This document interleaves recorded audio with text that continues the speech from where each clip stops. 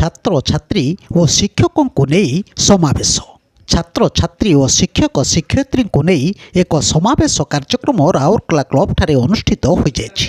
1969 batch sector 14 ଇସ୍ପାତ higher secondary ସ୍କୁଲର ପ୍ରଥମ ବ୍ୟାଚ୍ର ଛାତ୍ରଛାତ୍ରୀ ଓ ପଢ଼ାଇଥିବା ଶିକ୍ଷକ ଶିକ୍ଷୟିତ୍ରୀଙ୍କୁ ନେଇ ଏହି ସମାବେଶରେ ଅନୁଷ୍ଠାନର ସଭାପତି ଶିକ୍ଷାବିତ୍ ଡକ୍ଟର ପ୍ରଦୀପ କୁମାର ନନ୍ଦଙ୍କ ଆବାହକତ୍ୱରେ ଆୟୋଜିତ ଏହି କାର୍ଯ୍ୟକ୍ରମରେ ପାଠ ପଢ଼ାଇଥିବା ଶିକ୍ଷକ ଶିକ୍ଷୟିତ୍ରୀ କଲ୍ୟାଣୀ ପଣ୍ଡା, ପୂର୍ଣ୍ଣଚନ୍ଦ୍ର ଶତପଥୀ, ସରୋଜବାଳା ରାୟଗୁରୁ, ବାଞ୍ଛାନିଧି ପାଢ଼ୀ, ଏସ୍କେ ତ୍ରିପାଠୀ ପ୍ରମୁଖ ଉପସ୍ଥିତ ରହି ଉପସ୍ଥିତ ଥିବା ସମସ୍ତ ଛାତ୍ରଛାତ୍ରୀଙ୍କୁ ଆଶୀର୍ବଚନ ପ୍ରଦାନ କରିଥିଲେ।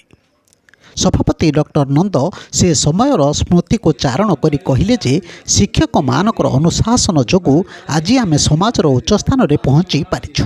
ଏହି କାର୍ଯ୍ୟକ୍ରମରେ ରାଉରକେଲା ସମେତ ଭୁବନେଶ୍ୱର, କଟକ, ବାଙ୍ଗାଲୋର, ସମ୍ବଲପୁରର ବହୁ ଛାତ୍ରଛାତ୍ରୀ ଯୋଗ ଦେଇ ନିଜ ନିଜର ଅଭିଜ୍ଞତା ଓ ଭାବ ବିନିମୟ କରିଥିଲେ।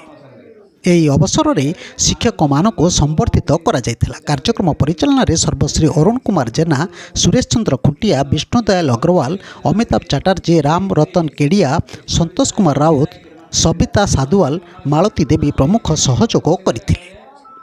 ଶେଷରେ ଅରୁଣ କୁମାର ଘୋଷ ଧନ୍ୟବାଦ ଦେଇଥିଲେ। ଏହି କାର୍ଯ୍ୟକ୍ରମରେ ଅନ୍ୟମାନଙ୍କ ମଧ୍ୟରେ ଜିପି ବେହେରା, ବୈକୁଣ୍ଠ ନାରାୟଣ ଶର୍ମା, ଅସିତ କୁମାର ଚାଟାର୍ଜୀ, ଗୋରାଚାନ୍ଦ ଘୋଷ, ଯୋଗେନ୍ଦ୍ର ପ୍ରସାଦ, ପଦ୍ମନାଭ ଦାସ, ସୁଦୀପ କୁମାର ଗୁପ୍ତା, ସୀମା ଚାଟାର୍ଜୀ, ରୁବି ଚାଟାର୍ଜୀ, ସୁମିତ ମୁଣ୍ଡା, ସୁଧାରାଣୀ ଜୟସ୍ୱାଲ, ରାଧା ଅଗ୍ରୱାଲ ପ୍ରମୁଖ ଉପସ୍ଥିତ ଥିଲେ।